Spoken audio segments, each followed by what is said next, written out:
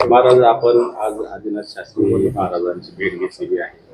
कशी त्यांची तब्येत आणि काय सांगाल तुम्ही सगळ्या भक्तांना, किंवा काय वाटलं तुम्हाला? रामकृष्ण हरी.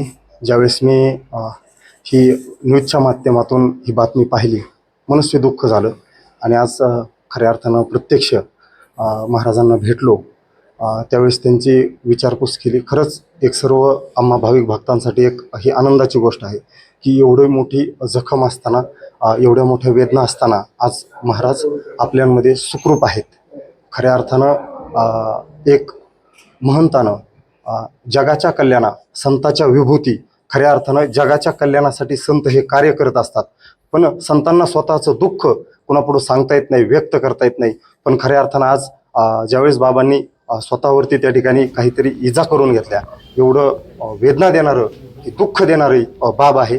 संपूर्ण महाराष्ट्राने या विश्वाने पाहिलं की एक संतांना सुद्धा या महाराष्ट्रात एक स्वतःची अग्निपरीक्षा द्यावी लागते महाराज. आणि ती परीक्षा म्हणजे सोपी नाही, स्वतःचा जीव जाईल एवढी परीक्षा, एवढ्या वेदना करून घेणं. ही महाराष्ट्राची संतांची, साधू संतांची भूमी आहे महाराज. विश्वमाऊली ज्ञानोबराय, जगद्गुरू तुकोबराय यांचा आज अशी परिस्थिती आहे. मनामध्ये कुठंतरी एक विचार येतो की बाबांना ही करण्याची वेळ कशामुळे आली, याची सुद्धा अनेक त्या ठिकाणी मंडळीने, जाणकार मंडळीने याच्यावर विचार केला पाहिजे. आणि भाविकांना तर मी एक विनंती करेल की आता आजचा जवळपास 4था दिवस आहे. बाबांची प्रकृती खूप छान आहे, पण आता येतानी गर्दी करू नये, लई जास्त लोकांनी भेटू नये.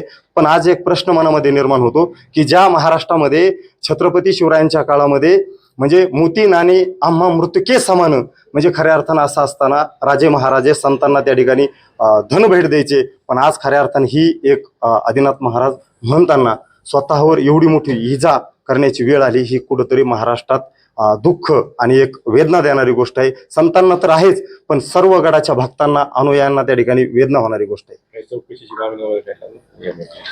आत्ता सध्या तर बाबांची प्रकृती ठीक आहे, पण खरंच जर याच्या मागं काही एक आता एवढ्या गडांचे महंत आहेत बरोबर, तारखेश्वर गड हा अनेक लाखो भाविकांचा त्या ठिकाणी श्रद्धास्थान असणारी गोष्ट आहे. आता गडाचा 19 तारखेला नारळी सप्ताह सुरू होतोय, पण बाबा तिथं असणं, त्यांचा प्रत्यक्ष सहभाग असणं, त्यांचे आशीर्वाद असणं ही अत्यंत गरजेची बाब आहे. पण आज अशी परिस्थिती आहे, आज बाबांवर स्वतः उपचार सुरू होत आहेत. ही किती शोकांतिक आहे. नक्कीच याच्या मागे जर काही गोष्टी असतील तर याची चौकशी व्हायला पाहिजे. जर कोणी दृष्ट मंडळी समाजात वावरताना चांगले राहतात, पण अशा साधू संतांना, महंतांना खऱ्या अर्थानं त्रास देण्याचं काम करतात, अशी चौकशी झाली तर नक्कीच बरं वाटेल, मनाला एक भाविकांच्या समाधान वाटेल, अशी सुद्धा आमची भावना आहे.